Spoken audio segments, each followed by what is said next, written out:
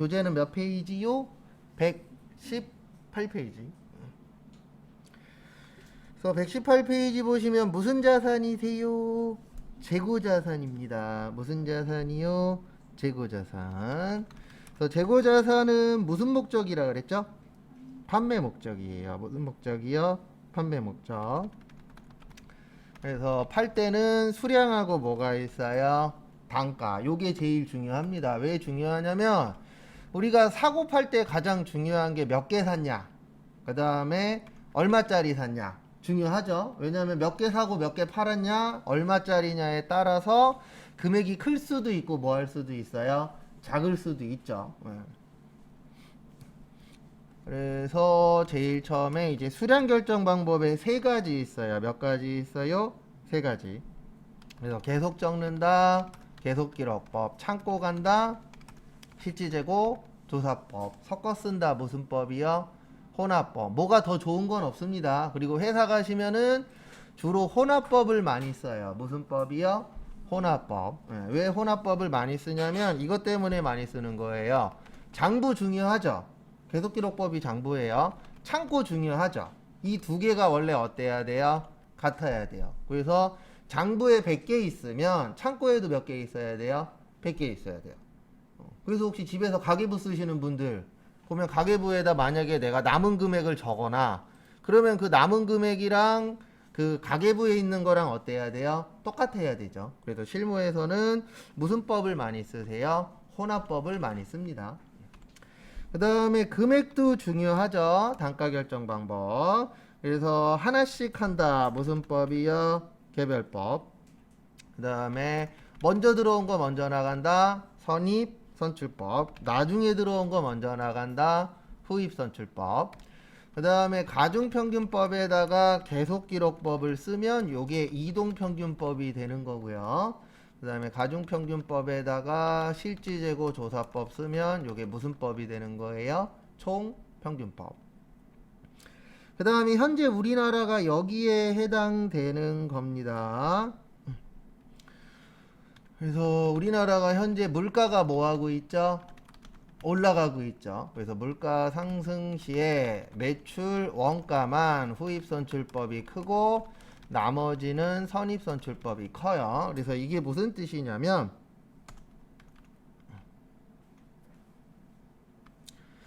여기 보시면은 원가는 후입선출법이 뭐하다고요? 커요. 그러면 우리 원가가 크면은 회사 입장으로서는 안 좋은 거라 그랬죠. 왜냐면 원가가 크면 남는 게 뭐하니까요? 적으니까. 그래서 회사에서는 대부분 무슨 법을 쓸 거예요? 선입선출법. 그러니까 원래 요거 외우기는 할 건데 이해해서 푸는 방법은 이게 있어요. 뭐가 있냐면은 후입선출법은 누구한테 유리하다고요? 소비자한테. 왜냐면 소비자는 비싼 걸 싸게 사고 싶잖아요. 그래서 원가가 크면은 남는 게 적은 거고 선입선출법은 원가가 작아요. 왜냐면 옛날 거를 파는 거기 때문에 우리 일반적으로 가격이 옛날 게 어떻죠? 저렴하죠. 그래서 물건 사러 갈 때 옛날 가격 생각하고 갔다가 그 금액이 많이 변하는 것들 있어요, 없어요? 있죠. 저도 최근에 이제 와이프랑 가끔씩 포장에다 먹는 집이 있어요. 초밥 포장에다 먹는 집이 있는데 작년하고 올해하고 한 4,000원 올랐더라고요. 세트 메뉴를 시켜 먹긴 하는데 코로나 문제도 있고 그다음에 가장 큰 거는 물가가 계속 뭐 하고 있어요? 오르고 있죠. 그러니까 이제 장바구니 가격이라고 일명 이야기하잖아요. 계속 올라가잖아요. 그래서 마트 갈 때마다 놀래요. 마트 가서 10만 원 이하로 나오면 왠지 뭔가를 안 산 것 같은 느낌? 그냥 뭐 조금 집어갖고 오면은 기본 10만 원이잖아요. 많이 나올 때 뭐 30만 원 나온 적도 있고. 그래서 확실히 우리나라가 일단 여기에 해당되긴 하는데 그래서 선입선출법이 누구한테 유리한 방법이라고요? 회사한테, 사장님한테 유리한 방법이 선입선출법입니다. 그 다음에 재고자산 감모손실이라고 있어요. 요거는 말뜻을 좀 이해하시면 편해요. 감모의 뜻이 무슨 부족이에요? 수량부족. 무슨 부족이요? 수량 부족. 그러면 우리 수량이 부족하면 이거는 당연한 거잖아요. 이익이에요, 손해예요? 손해겠죠. 그거 좀 봐두시고요.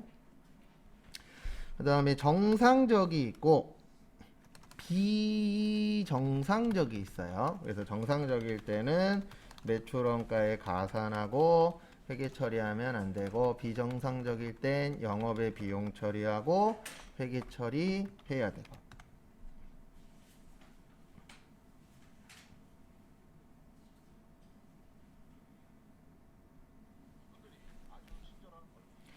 그 다음에 재고자산 평가 손실. 그래서 평가의 뜻이 뭐냐면은 금액 맞추는 거예요. 뭐 맞추는 거예요?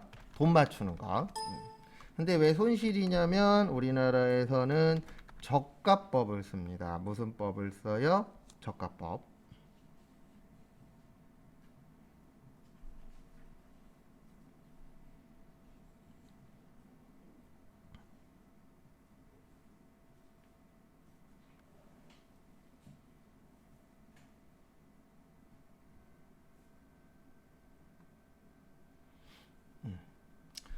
그래서 저가의 뜻은 금액이 뭐 하는 거죠? 떨어지는 거죠. 그래서 매출 원가에서 회계 처리한다. 여기까지가 재고자산의 키포인트입니다.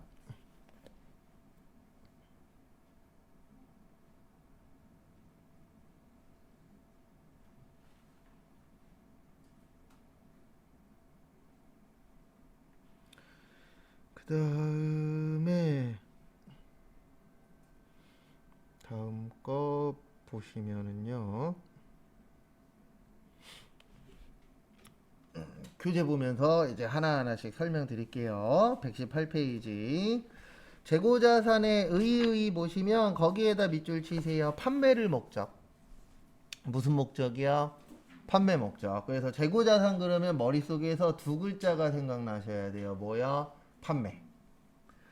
그 다음에 재고자산의 종류에서는 여기에다 밑줄 치세요. 재고자산의 종류는 상품, 제품, 제공품, 원재료. 그러니까 종류는 되게 많아요. 근데 저희 시험에 나오는 거는 대표적으로 요 네 가지예요. 그래서 상품, 제품, 제공품, 원재료. 요 네 가지는 저희 시험에서 좀 중요하게 봅니다.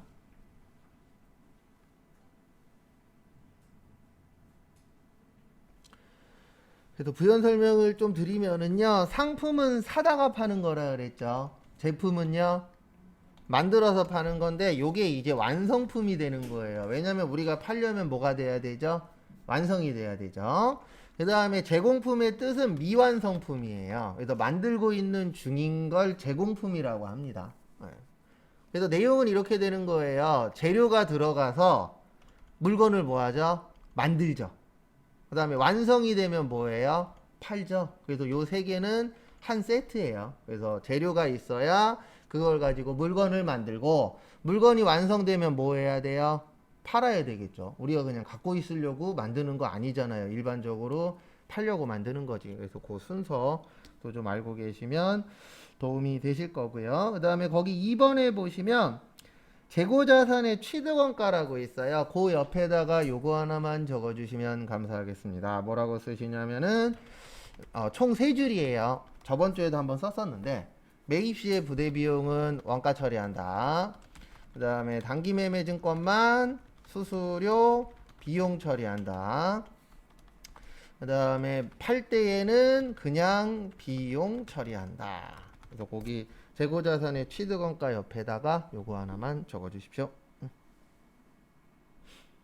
제가 이거는 아마 수업 끝날 때까지 치면 한 50번 정도는 적을 거예요.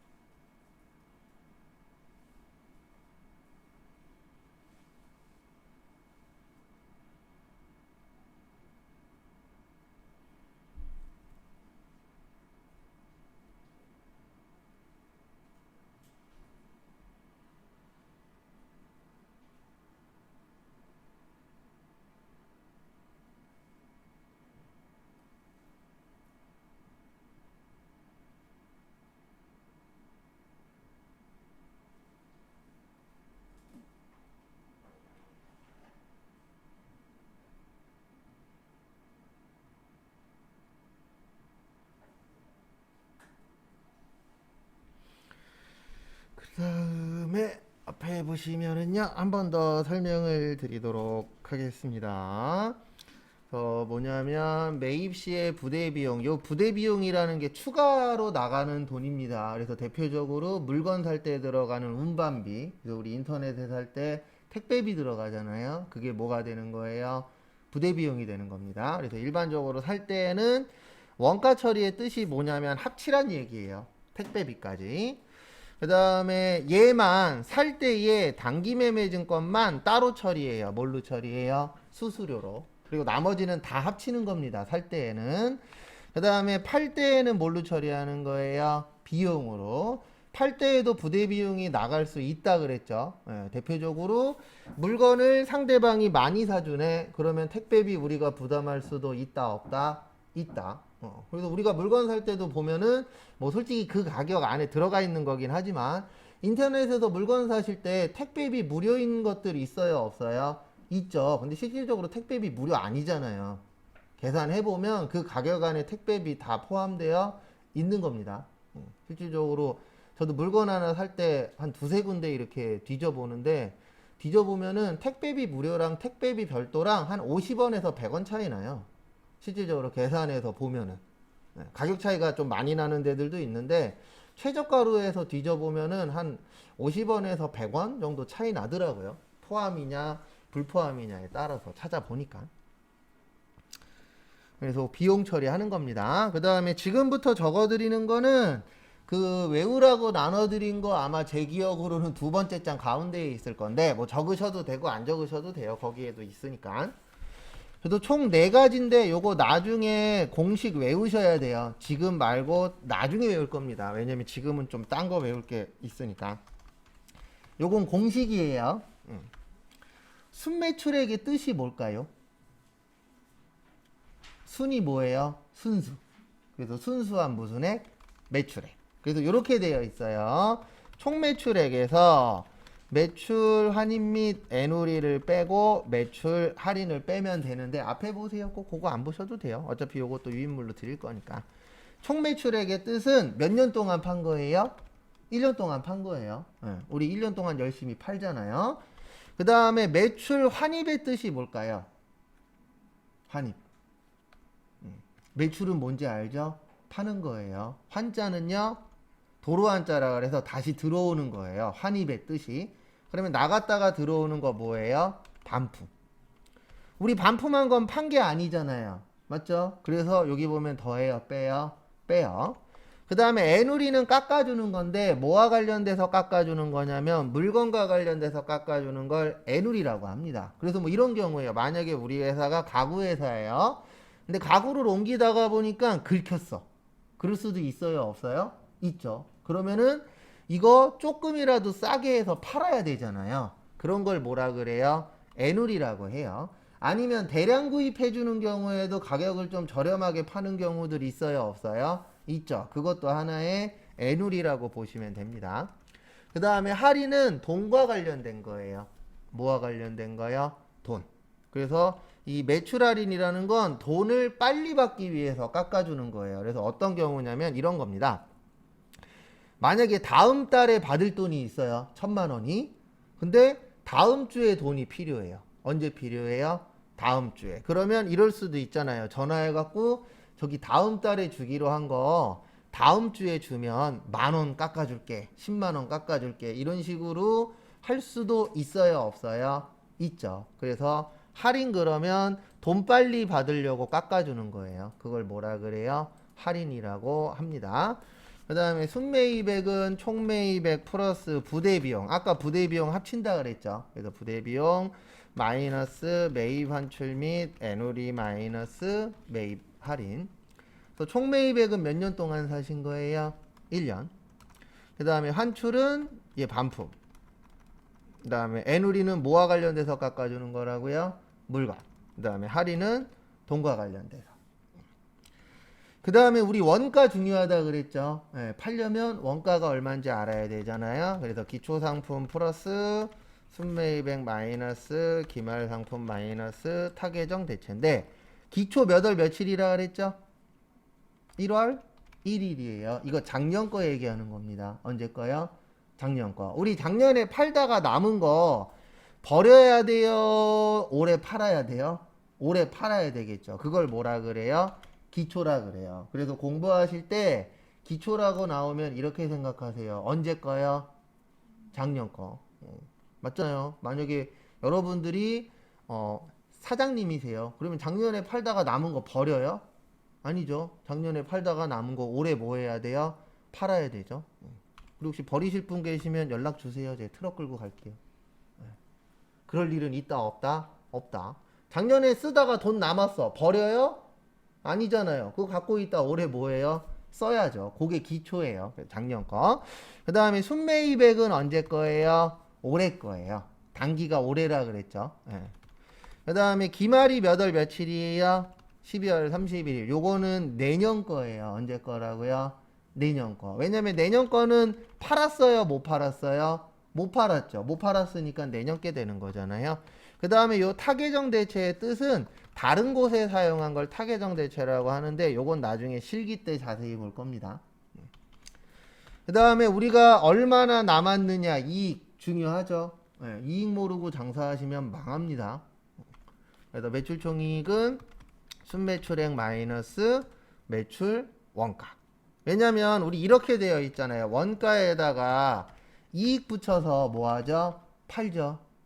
이거 이제 순서만 바뀐 거예요. 여기 있던 원가가 여기 뒤로 가는 겁니다. 근데 솔직히 요 설명은 그냥 좀 외우시는데 조금 도움되시라고 적어 드린 거고, 그냥 일단 공식이 기억나야 돼요. 왜냐면 이건 나오면 99% 계산 문제입니다. 그리고 1%는 공식을 물어볼 수도 있는데 공식 같은 거 잘 안 물어봐요. 시험 자체가. 그래서 주로 물어보는 게 금액이 얼마냐 이런 걸로 나옵니다. 그래서 잘 기억하셔야 나중에 편해요. 한 2년에 2, 3년에 한 문제 정도 출제됩니다. 시험 보시는 분들이 싫어하는 문제 중에 하나예요. 왜냐면 4개를 다 외워야 2점 맞을 수 있어요. 여러분들이 싫어하는 문제 딱 정해져 있어요. 그 중에 하나예요.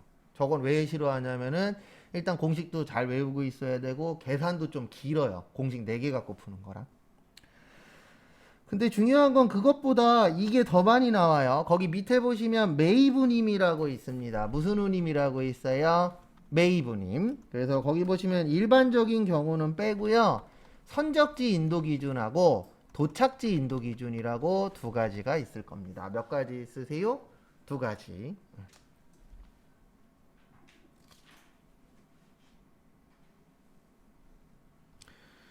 그래서 보시면은요. 선적지 인도 기준은 말 그대로 선적이 뭐죠? 선적. 싣는 거예요. 물건을 실으면 인도한 거야, 판 거야가 되는 게 선적지 인도 기준이에요. 그래서 선적 시에 매출이 되는 거, 요거를 선적지 인도 기준이라고 보시면 되세요.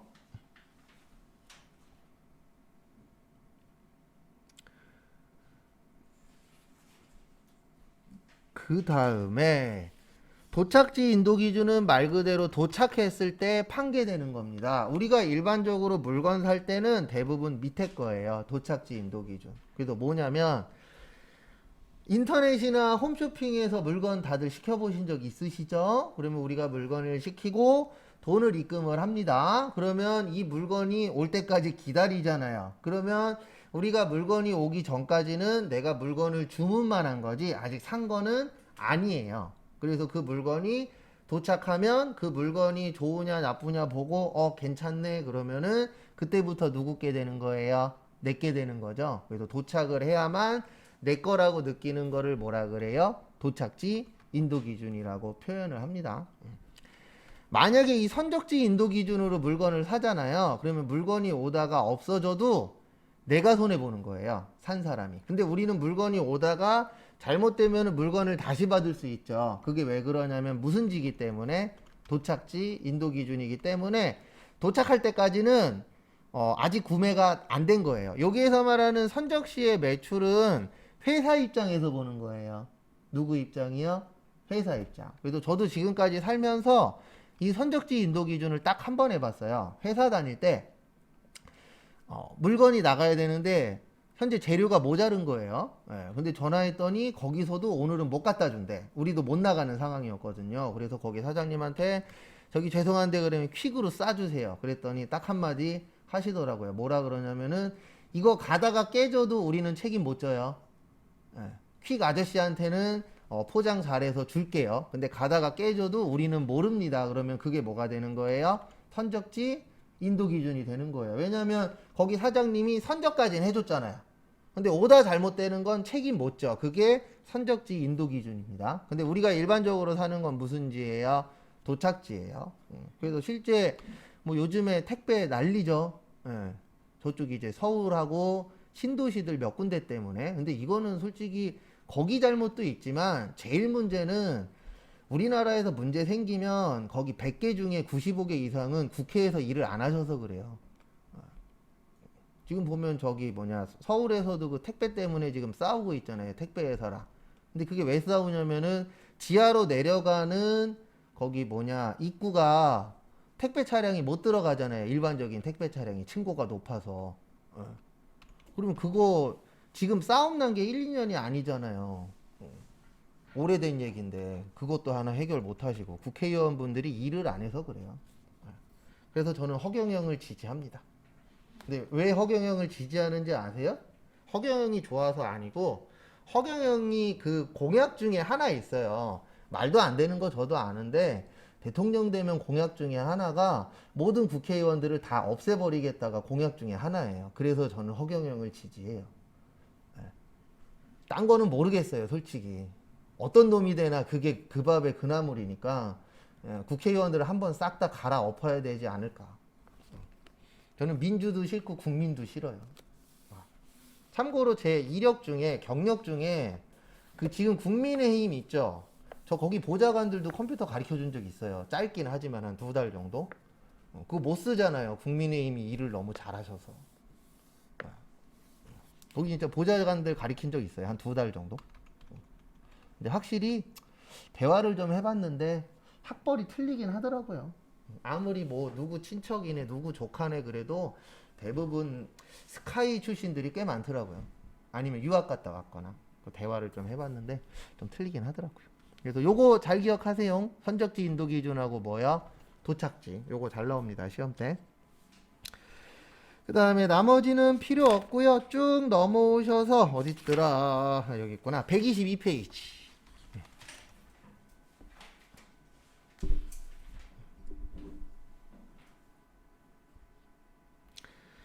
그래서 122페이지 보시면은요. 이분법이라고 있습니다. 아래쪽에. 몇 분법이요?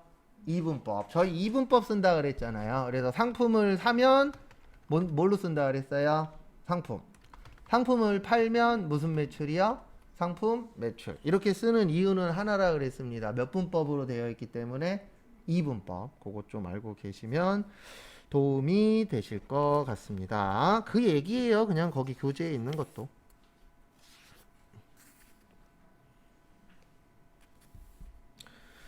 그 다음에 126페이지.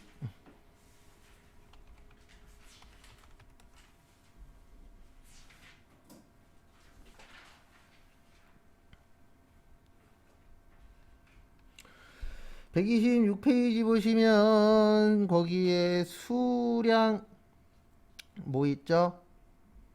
결정 있죠. 수량 결정. 왜 이래? 그래서 보시면은요. 우리 수량 중요해요? 안 중요해요? 중요하죠. 그래서 계속기록법은 어디에다 적는 거라고요? 장부. 그 다음에 실지 재고 조사법은 어디 가서 하는 거라고요? 창고 가서. 직접 확인하는 게 실지 재고 조사법이죠. 섞어 쓰면 뭐예요? 혼합법. 근데 교재에는 혼합법 없어요. 저도 이거 쓰는 이유가 한 2년 전인가 3년 전에 2문제 나왔어요. 그 전에는 요렇게만 썼었어요. 2개만.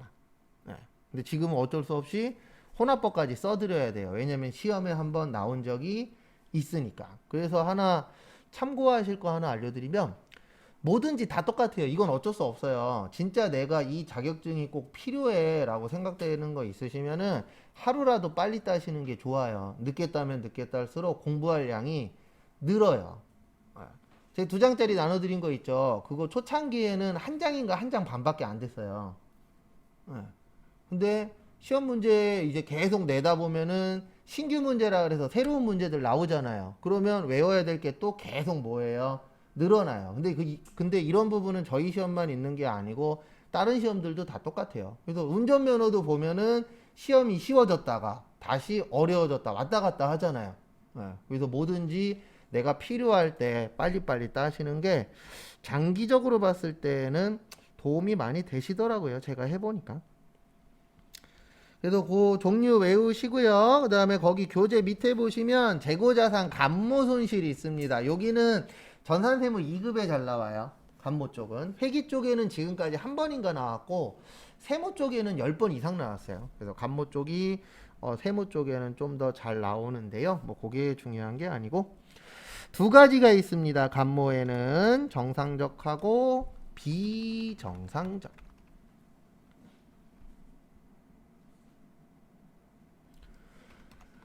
그래서 정상적일 때는요, 매출 원가에 가산하라고 되어 있고 회계 처리는 안 해도 된다. 비정상적은 영업의 비용 처리하고 회계 처리한다. 그래서 정상적은 말 그대로 그냥 정상적으로 일했을 때, 정상적으로 일을 해도 없어질 수 있다 없다 있다.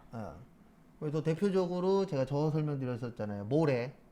모래 같은 경우에는 바람에 날아갈 수도 있어요, 없어요? 있죠. 그래서 모래 파는 데 가보시면은 그 위에다가 덮어놨어요. 비닐이나 그런 걸로. 근데 왜 덮어놨냐면 바람 많이 부는 날에는 모래 날아갈 수도 있잖아요.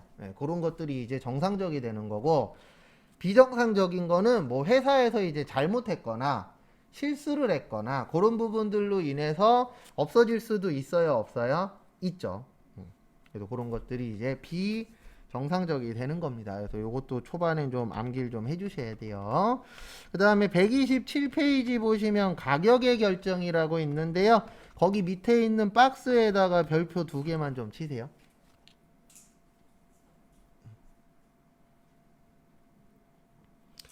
여기는 회계보다는 이 부분도 세무 쪽이 조금 더 잘 나오긴 합니다. 그렇다고 해서 뭐 회계에서도 안 내는 건 아닌데 비율적으로 봤을 때 세무가 조금 더 잘 나오더라고요. 그래서 아까 거기 보시면 선적지 인도 조건하고 도착지 인도 조건은 아까 간단하게 설명드렸었죠. 그래서 선적지 인도 조건은 선적했을 때에 매입자께 되는 거고, 도착지 인도 조건은 도착했을 때 누구께 되는 거예요? 매입자께 되는 겁니다. 그래서 그건 좀 봐두시고, 요거 설명드릴 거예요. 적성품하고 위탁상품. 요거를 이해하시려면 이 말을 이해해야 돼요. 위탁자가 있고 수탁자가 있어요. 누구하고 누가 있다고요? 위탁자하고 수탁자. 위탁자가 뭐냐면 부탁하는 사람이에요. 그리고 공부하실 때 숫자가 나오면 무조건 받을 숫자예요. 저희가 공부할 때. 그래서 미수금 못 받았다. 선수금 먼저 받았다. 이런 식으로 숫자 나오면 뭐라고요? 받는 겁니다. 그래서 수탁자는 부탁 받은 사람이에요. 그래서 이 적성품, 위탁상품이 뭐냐면 부탁해서 파는 거예요. 근데 무슨 부탁을 하냐면 너 이 물건 좀 팔아줘. 그러면 내가 너한테 수수료를 줄게. 그래서 일명 대신 팔아주는 거. 요거를 적성품, 위탁상품이라고 표현을 합니다. 그래서 요거는 수탁자가 판매해야 매출이 되는 거예요. 왜냐면 수탁자가 대신 뭐 해주는 사람이에요? 팔아주는 사람을 일명 수탁자라고 합니다. 그래서 우리가 그나마 부근에서 볼 수 있는 건 핸드폰 대리점. 핸드폰 대리점 가시면은 거기에서 SK, KT, LG 대신 뭐 해주죠? 물건 팔아주죠. 물건 팔아주고 SK, LG, KT에서 뭐 받아요? 수수료 받아요. 그래서 제가 알기로는 2년인가 3년 동안에 우리가 매달 내는 그 요금 있죠. 요금의 3%인가 5%인가 받을 거예요, 아마. 그 정도. 근데 진짜 못된 사람은 폰파리가 아니고 진짜 못된 놈은 SK, KT, LG예요. 이거 뉴스에 1년에 지금까지 제가 본 것만 매년 한 1년에 한 두세 번씩은 본 것 같아요. 예, 뭐 보냐면은 아마 겪어보신 분들 많으실 거예요. 핸드폰 사러 가면 거기에서 핸드폰 파시는 분이 이런 얘기 할 때 있잖아요. 이 요금제 좀 써주세요. 그리고 뭐 3개월이나 6개월 후에 다른 요금제로 변경하셔도 돼요. 이런 거 많이 들어보셨죠? 그거 왜 그래요? 그 사람들이 그렇게 하고 싶어서 그러는 게 아니에요. SK, KT, LG에서 공문이 내려온대요. 뭐라고 내려오냐면 이 요금제 밑으로 팔지 마. 예, 결론은 어떤 거 팔라는 얘기예요? 비싼 거 팔아.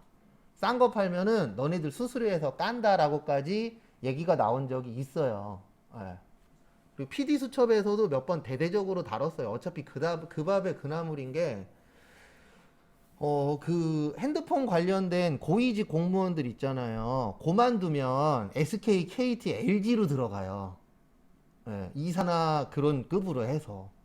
그러면 어차피 그 밥에 그 나물이잖아요. 자기 친구들이 공무원 하고 있고, 이 사람들도 그만두면 또 SK, KT, LG로 또 들어갈 거거든요.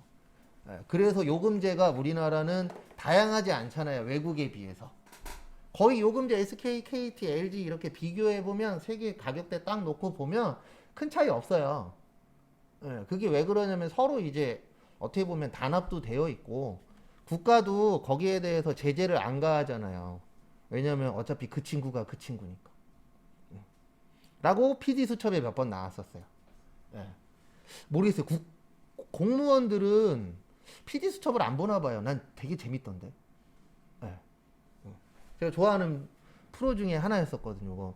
요즘에는 딴 것 좀 하느라 안 보긴 하지만 어쨌든 거기에 나온 거 보면은 어우 환상적이더라고요. 예. 막 자기들 자녀들 막 유학 간 거 SK에서 막 다 대주고 직원으로 가짜 직원으로 올려놓고 유학비 다 대주고 월급 주고 괜찮더라고요.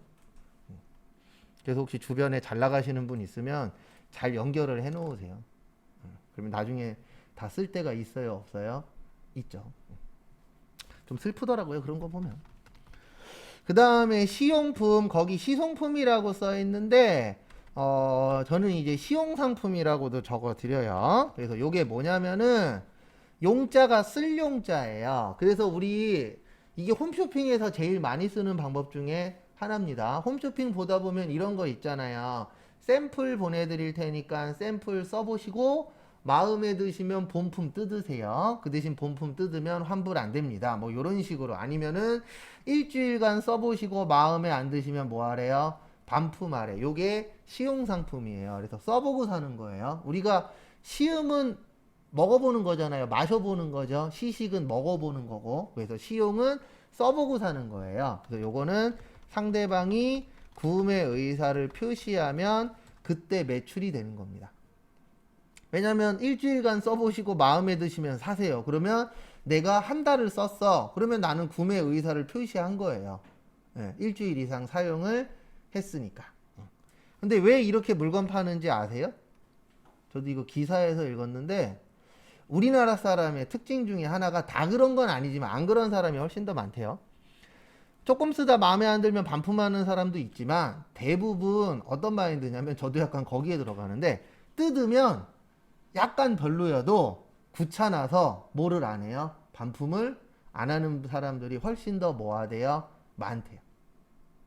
그래서 우리나라에서 요즘 홈쇼핑에서 가장 많이 쓰는 방식이 요거잖아요. 써보고 사세요. 그래서 저 작년 말쯤에 홈쇼핑 보는데 황당했다라기보단 저거 구별할 수 있을까라고 생각했었던 게 그 귤 있죠. 예, 제주도 귤을 파시는데 거기 밑에 뭐라고 나오냐면 세 박스가 오는 거예요. 세 박스가 오는데 한 박스당 하나만 먹으면, 그러니까 하나 먹어보고 맛없으면 반품 가능하다라고 써 있더라고요. 그래서 갑자기 또 무슨 생각을 했냐면 두 개 먹고 반품하면 걸릴까? 네, 제가 좀 특이해요. 간혹가다 생각하는 게. 갑자기 그런 생각이 들더라고요. 근데 그렇게 파는 이유가 뭐냐면 사람들이 뜯어서 먹으면 우리나라 사람들의 특징 중에 하나가 반품을 잘 안 해요. 네. 근데 예전에 수강생분들 중에 이런 분도 있었습니다. 수박 3분의 2통 먹고 반품하신 분 있어요. 수업하는데 이제 아는 분이셨고 그분 친구분이셨어요. 근데 이제 저한테 그 얘기 하더라고요. 선생님 그랬더니 왜요? 그랬더니 제 친구지만 얘 진상이에요 그러더라고요. 왜요? 그랬더니 어저께 수박 3분의 2통 먹고 반품했다고. 물어봤죠. 왜 그랬어요? 그랬더니 맛없어서요. 그러니까 이게 어떻게 보면 사람마다 마인드 차이인 거예요. 그분은 처음부터 끝까지 맛있어야 이게 이제 괜찮은 과일이다 이렇게 생각하는 거고, 일반적인 사람은 잘랐으니까 그냥 뭐 안 해요? 반품 안 하는 거고. 그런 이제 생각 차이더라고요. 그전에는 그런 사람들 들으면은 왜 그러지 그랬는데, 그분하고 대화를 좀 해보니까 일단 마인드의 차이더라고요. 결론은 어떻게 생각하냐. 그 다음에 저번 주에 간단하게 한번 설명드렸었는데, 상품권, 요것도 시험 문제 가끔씩 나옵니다. 그래서 상품권을 회수하고 물건을 뭐 했을 때요? 판매했을 때, 요때 매출이 되는 거예요. 근데 왜 그러냐면, 우리가 상품권의 뜻이 뭐죠? 상품을 살 수 있는 권리를 갖고 있는 거예요. 그래서 이거 들고 가면은 물건하고 뭐 할 수 있죠? 교환할 수 있죠. 그래서 그 교환했을 때에 회사 입장에서는 매출이 되는 거예요. 왜냐면 상품권을 살 수 있는 권리지 아직 물건은 안 산 거잖아요. 그래서 이거를 들고 가서 물건하고 교환을 하면 그때는 인정을 해주겠다. 그런 뜻입니다. 그래서 요거 돌아가면서 한 번씩 나오니까 그건 좀 잘 봐두세요. 나중에 또 설명을 드릴 겁니다. 그 다음에 128페이지.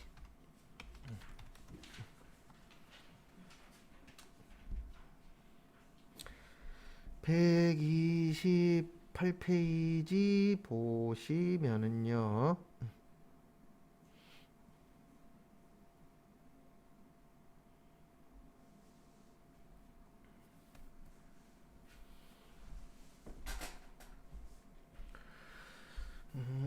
보시면 단가에는 첫 번째로 이제 개별법이라고 있습니다. 무슨 법이요?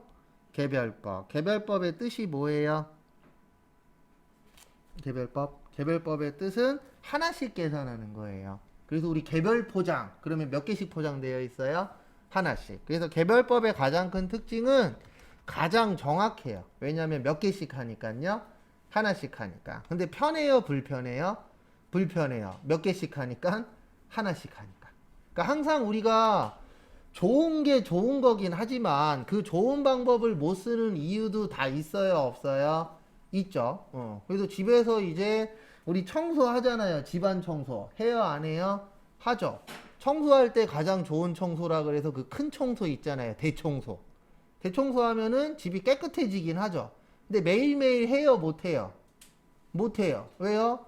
좋은 건 알아요. 대청소하면 깨끗은 해지니까. 근데 한 번 하려면 시간도 오래 걸리고 귀찮고 하다 보니까 자주 못 하죠. 그래서 개별법도 똑같아요. 가장 정확은 한데 단점은 뭐냐면 정확하게 하는 대신 시간이 어때요? 오래 걸리겠죠. 그래서 장점은 정확하지만 단점은 좀 불편함이 있습니다. 시간이나 이런 것들이 오래 걸리기 때문에. 그 다음에 먼저 들어온 게 먼저 나간다. 무슨 법이요? 선입 선출법. 그래서 우리가 실제 회사에서 가장 많이 쓰는 방법이 요거예요. 무슨 법이에요? 선입 선출법.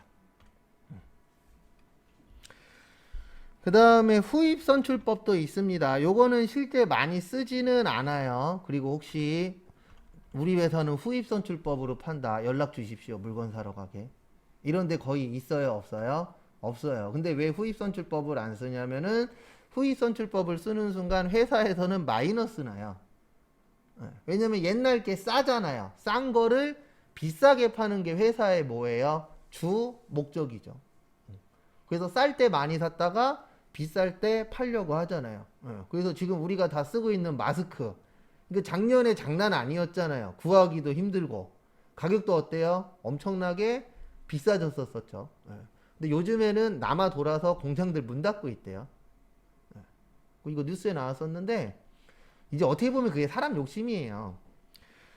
우리가 1인 한 장씩만 쓰면 공장이 문을 닫을 일이 없대요.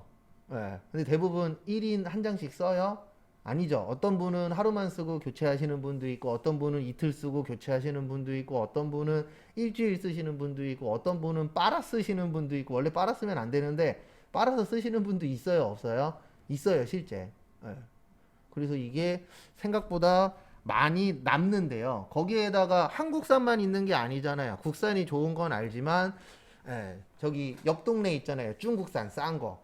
또 그것만 쓰시는 분들도 있어요, 없어요? 있죠. 왜냐면 국산 가격이 워낙에 비싸니까. 그리고 저도 처음 알았는데 우리나라 마스크 중에서 제일 좋은 게 저기 게 제일 좋대요. 국대 마스크. 뉴스에 한번 나오더라고요. 거기 게 가장 괜찮다라고. 저도 한 4번인가 한번 써봤는데 솔직히 더 모르겠어요. 그냥 저는 덜 갑갑한 게 좋더라고요. 그리고 귀 좀 덜 아프고 하루 종일 써야 되니까. 그래서 근데 참 놀라웠었던 게 이제 전철 타고 다니면 와 이렇게 마스크가 다양한지 처음 알았어요. 맞죠? 전철 타고 다니면은 그냥 뭐 일회용도 종류도 되게 여러 가지고 그래서 야 마스크가 우리 마스크 공장이 우리나라에 이렇게 많았구나라는 걸 이제 처음 알았죠. 그 다음에 가중평균법에다가 계속기록법 쓰면 요게 뭐라고요? 이동평균법. 요렇게 외우는 이유는 세무 때문에 그래요. 저희가 전산 세무까지 준비해야 되니까. 그 다음에 가중평균법에다가 실지 재고조사법 쓰면 총평균법. 그리고 제가 좀 이따가 요 4가지는 보여드릴 거예요. 간단하게. 계산 문제가 나오긴 하는데 계산 문제보다는 글로 더 많이 나옵니다. 그래도 이해하시는데 조금이라도 도움을 드리기 위해서 다음 시간에 제가 요거 간단하게 요게 선입선출법이고 요게 후입선출법이다라는 거 한번 보여드릴게요. 그 다음에 거기 129페이지 가운데 표 보시면은 기말제거 매출원가 당기순이익 현금흐름이라고 혹시 보이세요? 예, 그게 요거 한 줄로 끝나요. 물가 상승 시에 매출 원가만 후입선출법이 크고 나머지는 무슨 법이 크다고요? 선입선출법이 커요. 그러니까 그게 거기에 있는 겁니다. 원가만 보시면 부등호가 후입이 커요. 원가만. 그리고 나머지는 부등호가 누가 크죠? 선입이 크죠. 네, 그거를 저희는 요 한 줄로 좀 대체를 하실 겁니다. 그거 참고 좀 해주시고요.